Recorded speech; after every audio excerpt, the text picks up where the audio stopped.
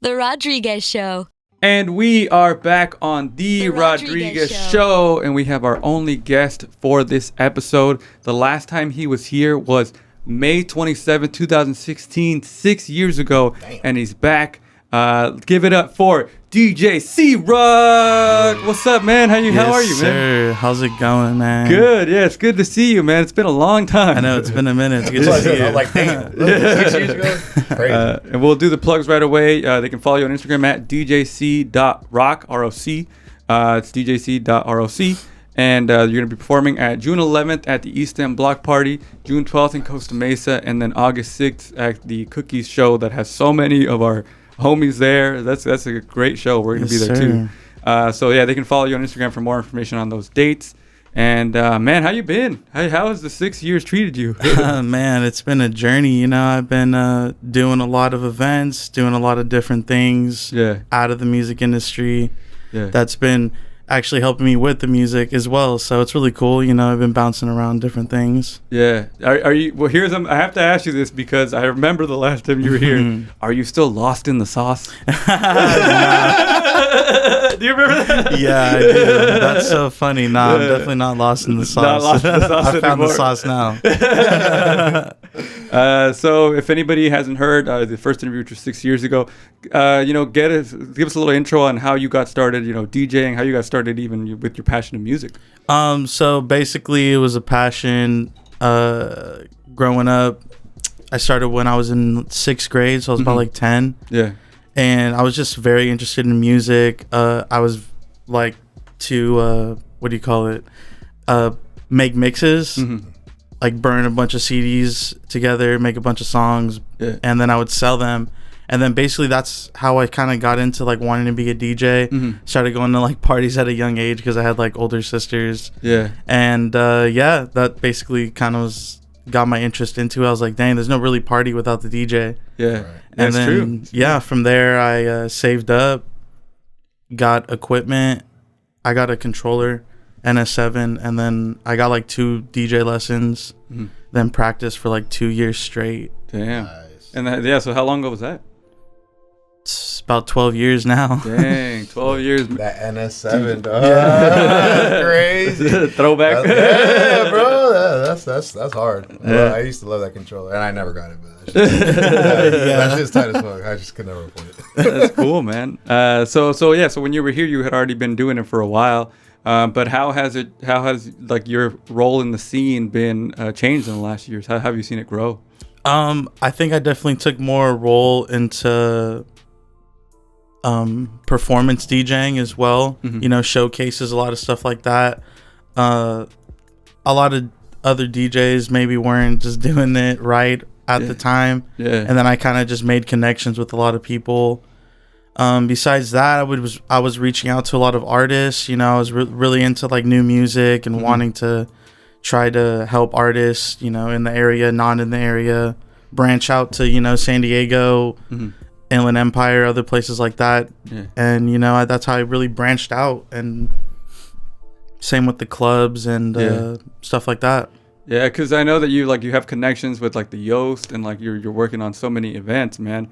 Is there any like artists that you see that you're like, all right, man, like this person's on the come up that you like in the scene that you're like, really excited about? Yeah, man, Killswitch is one guy. He's, you know, doing a bunch of crazy festivals right now. That's my boy. Shout out Killswitch. Yeah. Somebody that the person you came in with last time, Conti, his name's not Conti anymore, but do you guys still work together, or how's that? We don't personally work together, but you know, he works with friends of friends, and you know, we see each other around. Yeah, cool. He's somebody that's like evolved too. He changed his name and is like a different style now. And man, I just feels like seeing you and like all this is like really nostalgic to like right? back in the day of the show. Take it back to the beginnings, huh? But at the same time, you're also a very prominent figure in the Orange County scene right now, and like one of the things you're doing is the block party that's next Saturday. How are you excited for that? Yeah, I'm excited. I plan on doing a pretty different, maybe all style music type mix. Maybe I'll bring someone out. Who knows? Yeah. That's so cool how that festival has evolved too. It started as like just a small thing, and now it's like all of our friends are doing it, and it's just getting bigger and bigger. So. Yeah, this is my second year doing it actually. Yeah, damn. And what about, so you said you're doing a gig the next day in Costa Mesa. Can you tell us about that too? Yeah, that's with a Little Candy Paint. He's like a more underground poppin' artist in like LA. Mm-hmm.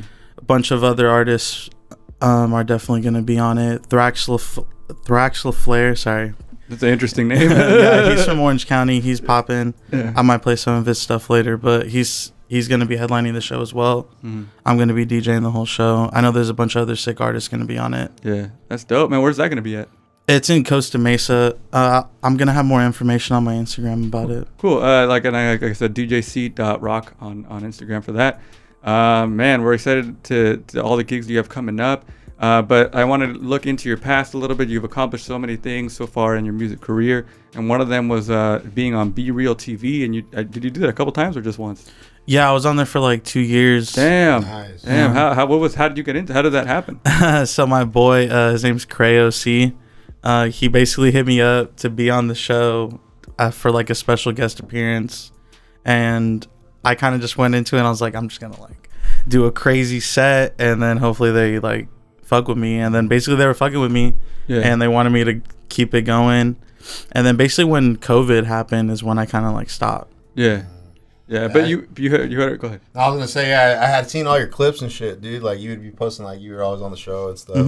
Like how you mentioned earlier, like you bring in new styles of music and shit. So it's like really cool, and that's kind of like where I first kind of like started following you and stuff. And I saw you were on the Be Real show, and that's just tight, dog. Like it was cool. You would always be playing all that new LA shit, and I was trying to. That's kind of why they liked me. I was bringing the new stuff, and everyone else, obviously was doing their normal stuff or what they were down for. So that's tight. Yeah. So something that I want to ask you as a DJ that's been doing it for so long, and even Mondo too. Both of you guys are DJs. If you hear a new song, what about the song makes you like, oh, I gotta include that in my set? Like, because you've already listened to music for so long, like, and the new stuff keeps coming out, like, what inspires, what makes the song special enough to be like, all right, I'm gonna put this in there? It's honestly, for me, it's if I can just like, if no one will really notice between like a mainstream song and that song. Yeah. If you can easily mix it and no one's really gonna like, someone's gonna be like, oh dang, what's that? But not be like, come on. Like, I don't know. It's just kind of something you would just kind of feel it or know, Yeah. In a sense, somewhat. Sometimes you kind of just be like, oh, that's a sick song, or you want to try to put it on. Yeah. It's just the beauty of music that even though like you've been listening to music all your life, like there's still surprises to be had. Like, definitely, a rapper will drop a song and you're like, oh shit, this is fire. Definitely. Have you had that? Who's somebody that you're listening? Whose music you're listening to right now where you're like, oh shit, they're really blowing me away? Dang, I listen to a bunch of different music. Yeah. In my free time, I mainly listen to like a lot of old stuff because I listen to so much new music. Yeah. But I know one guy, his name's DC Two Trill. Mm-hmm. He actually is a friend of a friend from my area. Mm-hmm. But he is on Lil Yachty's camp now, and he's doing crazy things now. But he's super sick. I like the way he flows. That's tight, man. Yeah, it's cool to see people that like friends of friends or like people we know like go big, because that's a dope. Yeah, no, he's super sick. Yeah. So besides DJing, there's something that I saw you get into a couple years ago, if not very recently, was the selling exotic snacks. Yep. How did that come about? Well, someone basically wanted me to promote it and sponsor it. Yeah. And then I kind of got more involved into it, and basically like meeting more established artists or DJs. Yeah. And I was using that as like a leeway to like get to know people. Yeah. So I was basically giving out a bunch of care packages, helping promote the brand. And then he basically kind of wanted to not really do it anymore, kind of did it more as a hobby. So then I basically took it to the next level. Yeah. Got someone who wanted to invest into the company, and then we went full wholesale distribution. That's dope, and pushing the brand crazy. Yeah, because it's like candy and stuff from like different places and stuff like that. That's super interesting, because they have so many different flavors in other countries. Like I visited a few countries the past year, and you're just like, what? They have this shit? Like, Kit Kats that taste like this? But do you have a favorite? Do you have a snack where you're like, oh shit, this shit's my favorite? They have some pretty crazy like gummy candies. Yeah. Maynard's is like one brand from Canada. They have a few different crazy ones. That's tight. So like I mentioned, you've been a part of the team for a while, in 12 years. The pandemic, obviously, you know, it was a dip. People had to stay inside. But what do you think of the music scene right now in Orange County in its current state? I think it's trying to find its own place. You know, there's definitely a bunch of different genres, but there's not really one specific genre that I guess I would say is OC. Yeah. In my eyes, because a lot of people want to do necessarily West Coast. Some people just want to do necessarily like real hip hop. Some people want to do mainstream shit. More mainstream or like more spoken word type. You know, so it's really just, I feel like that's what makes necessarily Orange County hip hop is that there's so much different genres and different ways. Yeah, because it's like you can't really describe a OC sound. Right? Exactly. Like it's all different. Yeah, and then I think that's good and bad because we can't unify behind one thing, but at the same time, it's good that everybody's doing so many different experimental things, right? Yep. Yeah. Yeah, it's true. I think that we just need to work together, and but at the same time, like independence and expression is so encouraged. I mean, that's the only way that people are going to fully, you know, appreciate that. So speaking of the music scene, you're involved with the We Up Next festival, which I think is closer to like the Inland Empire, right? Or is it? No, it started in Orange County necessarily, but we started it for a charity. We have a charity for foster kids, and basically we raise money with these festivals, and then we take the foster kids on like shopping sprees, or like the girls, we take them like on, like they get their nails done and do a bunch of different little things. That's so cool. Different days, and we'll have a motivational speaker, someone, you know, maybe an influencer or something, come that day to hang out with them. Yeah. So yeah, it's really cool. That's really cool because I've heard of the We Up Next festival and I've seen it, but I didn't know that it had that cause attached to it. Yeah. That's so dope. And you do it every year? Yeah, we're gonna do 2 this year. We actually just did one this year with Shorty, and now we're gonna do another one in September. Oh, that's awesome. On the 18th, I believe. September 18th. It's going to be the next one in Anaheim. Oh, that's dope. And they just if you just look for We Up Next on We Up Next Festival on Instagram, you'll find it.